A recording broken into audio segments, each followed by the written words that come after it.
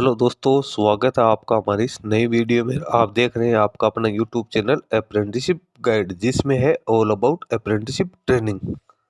दोस्तों, आज की वीडियो में अपन डिस्कशन करेंगे ministry of skill development and entrepreneurship की ओर से एनएपीएस पोर्टल पे कॉन्टैक्ट जनरेशन के रिगार्डिंग जारी की गई एक नई गाइडलाइंस के बारे में। जी हाँ दोस्तों, ministry of skill development and entrepreneurship के apprentice training division New Delhi की ओर से हाल ही में एक नया ऑफिस मेमोरेंडम जारी किया गया, जिसके अंदर कुछ टाइमलाइंस और जो प्रोसेस फ्लो है उसको यहाँ पे है वो डिफाइन किया गया। उसको यहाँ पे रेस्ट्रिक्टेड किया गया कि कॉन्ट्रैक्ट जो साइन का टाइम है, एडवाइजर का वेरिफिकेशन का टाइम और जो पेरोल क्रिएशन का जो टाइम है अप्रेंटिसशिप पोर्टल पे, उसके लिए यहाँ पे विशेष गाइडलाइंस है जारी की गई, जो कि सभी अप्रेंटिस ट्रेनी, सभी एस्टेब्लिशमेंट और सभी एडवाइजर्स को फॉलो करनी यहाँ पे जरूरी है। यदि आप टाइम लाइन के अंदर इस पे किसी भी प्रकार का कोई एक्शन नहीं लेते हैं तो आपके इस कॉन्ट्रैक्ट का क्या हो सकता है, क्या इसके बेनिफिट्स हैं, क्या इसके है वो डिसएडवांटेज रहेंगे, वो सारी जानकारी इस वीडियो में आपको देने वाला। तो यदि आप भी अप्रेंटिस ट्रेनिंग कर रहे हैं, आप भी नए स्टूडेंट है, या आप एस्टेब्लिशमेंट जो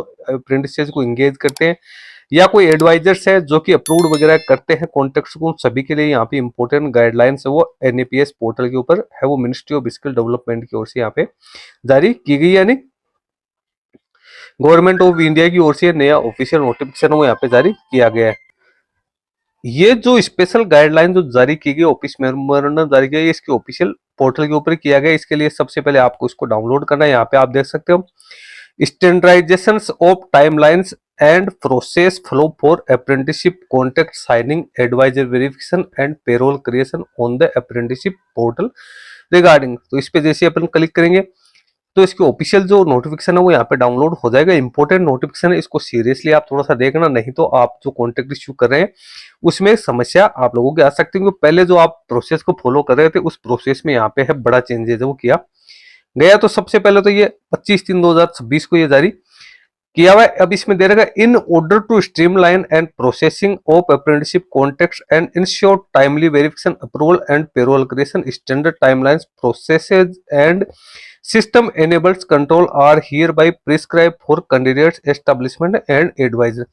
तो यहाँ पे जो कैंडिडेट्स हैं, जो एस्टेब्लिशमेंट्स हैं और जो एडवाइजर्स, उसको कुछ काम है वो मैनुअल करने के लिए यहाँ पे दिए गए। यदि आप वो काम टाइमलाइन के अंदर नहीं करते हो तो सिस्टम ऑटोमेटिक से यहाँ पे काम करेगा, और वो क्या काम होगा उसका आप डिटेल्स यहाँ पे चेक कर सकते हो। ये जितने भी प्रोविजन अभी लागू किए गए 1/4/2026 से लागू हुए, यानी 1/4/2026 के बाद आप कोई भी कॉन्ट्रैक्ट इश्यू करोगे तो इन्हीं रूल्स को आपको यहाँ पे फॉलो करना जरूरी है। तो सभी चीजें आप लोगों को यहाँ पे अच्छी तरीके से करनी। इससे पहले जितने भी आदेश लागू किए गए इसके रिगार्डिंग वो सारी चीजें हैं वो यहाँ पे सुपरसीड हो चुकी है, उनका अधिक्रमण हो चुका है। यही टाइमलाइंस आप लागू रहेगी। सबसे पहले एनेक्सर फर्स्ट में आप देख सकते हो कैंडिडेट साइनिंग टाइमलाइन। आज से पहले कैंडिडेट्स जब एस्टेब्लिशमेंट किसी भी प्रकार का कॉन्ट्रैक्ट इश्यू करते थे तो कैंडिडेट्स के पास में 14 दिन का टाइम होता था कि 14 दिन विद इन 14 डेज कैंडिडेट उस पर साइन कर सकता है या रिजेक्ट कर सकता है। लेकिन अभी ये टाइमलाइन है चेंज कर दी गई। एस्टेब्लिशमेंट जैसे कॉन्ट्रैक्ट इश्यू करेंगे उसके विद इन 7 डेज यानी 7 दिन के अंदर अंदर कैंडिडेट्स को इस पे साइन करने जरूरी। यदि कैंडिडेट 7 दिन के अंदर में साइन नहीं करता है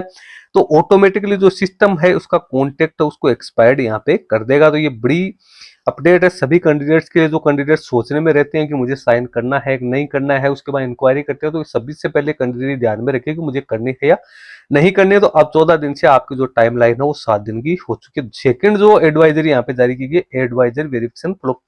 एक बार कैंडिडेट ने 7 दिन के अंदर अंदर साइन कर दिया तो कॉन्टेक्ट है वो एडवाइजर के पास चला जाएगा रजिस्ट्रेशन या वेरिफिकेशन के लिए। एडवाइजर के पास 30 दिन का टाइम है। जब जिस दिन से कॉन्टेक्ट गया है उस दिन से 30 दिन का टाइम कैंडिडेट को रहेगा। कैंडिडेट को जो भी कार्रवाई करनी है वो 30 दिन के अंदर अंदर ही करनी है। सबसे पहले तो यहाँ पे 2 विंडो आपको देखने को मिलेगी, 15 डेज की विंडो और एक 16 to 30 डेज की विंडो। शुरू के जो 1 से 15 के दिन है उसके बीच में एस्टेब्लिशमेंट जो एडवाइजर है कॉन्ट्रैक्ट को अप्रूव कर सकता है, रिजेक्ट कर सकता है या सेंड बैक फॉर करेक्शन कर सकता है। और सेकंड विंडो 16 से 30 दिन की रहेगी। इसमें यदि कॉन्ट्रैक्ट है वो सेंड बैक किया गया इस विंडो के दौरान तो कैंडिडेट है 16 से 30 दिन के अंदर है तो एडवाइजर्स है वो सेकंड विंडो 16 से 30 दिन है, 15 दिन के अंदर, तो 16 से 30 दिन में इसको सबमिट है वो कर सकते हैं। यदि आप शुरू के 15 दिन में किसी प्रकार की इसमें कोई कार्रवाई नहीं करते और सेंड बैक भी आप नहीं करते हो तो आप लोगों के लिए यहाँ पे दोनों विंडो है वो 24 तक ओपन रहेगी। 24 दिन तक, 24 दिन के बाद में आप सेंड बैक का ऑप्शन आपके खत्म हो जाएगा। तो सभी एडवाइजर इस चीज को इंश्योर कर ले, यदि उन्हें कोई करेक्शन करवाना है सेंड बैक फॉर करेक्शन, तो 15 दिन के अंदर अंदर कर ले। उसके बाद में आप लोगों के पास में वैसा ऑप्शन है वो नहीं मिलेगी। सेंड बैक आप लोगों के पास वापिस आता है। आप बार बार है वो कितनी भी बार है वो उसको भेज सकते हो सेंड बैक के लिए, लेकिन 24 दिन तक ही आप इसको भेज सकते हो। उसके बाद में ये ऑप्शन खत्म हो जाएगा। 24 से 30 दिन की जो अवधि रहेगी उसमें सिर्फ और सिर्फ या तो आपको अप्रूव करना है कॉन्ट्रैक्ट को या फिर रिजेक्ट करना है। इसमें आपका करेक्शन का जो ऑप्शन था वो यहाँ पे खत्म हो जाएगा, वो ऑप्शन आप लोगों के पास में नहीं रहेगा। तो ये सारी चीजें आपको दे रखी है।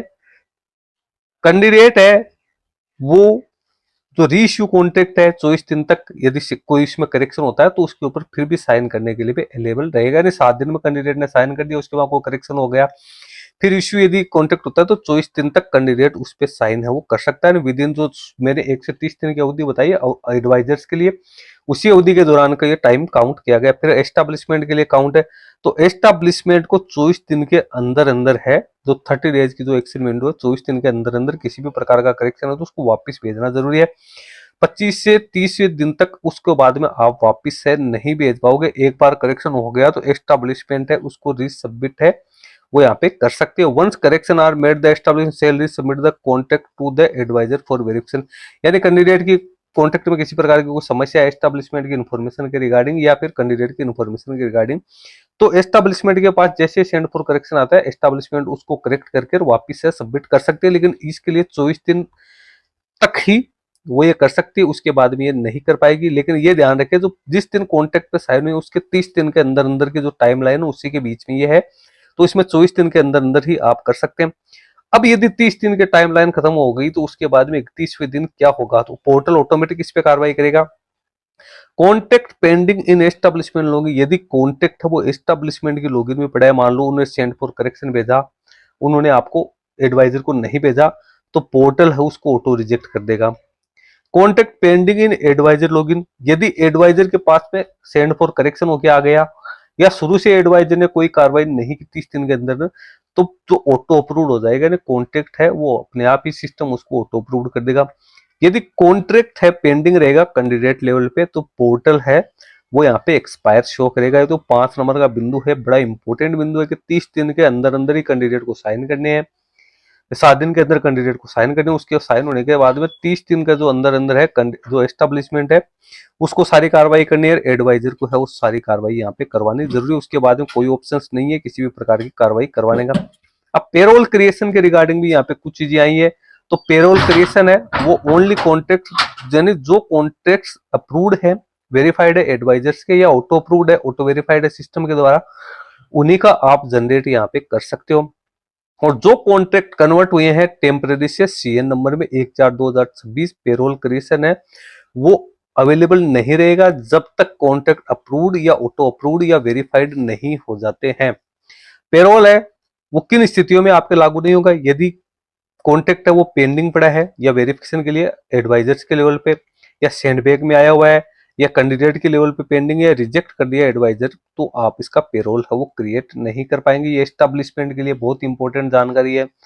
बहुत एस्टेब्लिशमेंट का जो काम करते हैं वो सब चीजें समझते होंगे। Creation for future period payroll shall be restrictive, अब आप भविष्य की पेरोल है वो क्रिएट नहीं कर सकते। मान लो अभी अप्रैल चल रहा है, आप पहले क्या ऑप्शन था आप मई जून के भी पेरोल है वो क्रिएट कर सकते हैं, लेकिन अब एस्टेब्लिशमेंट सिर्फ करंट मंथ का जो चल रहा है और जो पास्ट या बैकलॉग मंथ है उन्हीं का पेरोल यहाँ पे क्रिएट है वो कर सकती है, फ्यूचर के आप क्रिएट नहीं कर पाओगे।